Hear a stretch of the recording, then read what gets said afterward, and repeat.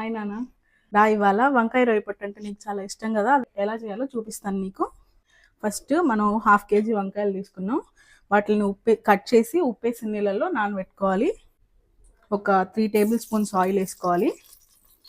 కొంచెం ఆవాలు, కొంచెం జీలకర్ర, మనం ముందుగానే కట్ చేసి పెట్టుకున్న ఆనియన్స్. ఒక ఆనియన్ సరిపోతుంది దీనికి. కొంచెం లైట్గా ఫ్రై అయిన తర్వాత దీంట్లో మనం కట్ చేసుకున్న 3 టొమాటోస్ వేస్తాం. ఇవి బాగా మ్యాష్ అవ్వాలి. చూడు పాప, టొమాటోస్ బాగా మ్యాష్ అయ్యి ఆయిల్ అంతా బయటకు వచ్చింది కదా, మనం వేసుకునింది ఇట్లా బయటకు వచ్చిన తర్వాత మనం కడిగి నానబెట్టుకున్న వంకాయలు వేయాలి దీంట్లో. చూడు పాప, ఈ వంకాయలు బాగా మగ్గుతున్నాయి కదా, ఇలా మగ్గుతున్నప్పుడు టేస్ట్కి సరిపడిన సాల్ట్ వేసుకోవాలి. చిటికెడంత పసుపు, 1.5 స్పూన్ కారం. దీంట్లో ఇంతకుముందు మనం ఏదైతే రొయ్య పొట్టు క్లీన్ చేసి పెట్టుకున్నామో దాన్ని వేసేయాలి.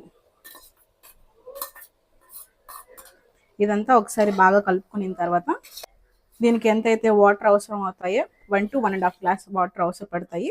అవి వేసి 2 విజిల్స్ రానివ్వాలి. ఇలా కుక్కర్ మూత పెట్టిన తర్వాత మనం 2 విజిల్స్ రానిచ్చుకోవాలి. పాప, ఇప్పుడు మనం పెట్టుకున్న 2 విజిల్స్ అయిపోయాయి కదా, కూర ఎలా ఉందో చూద్దాం.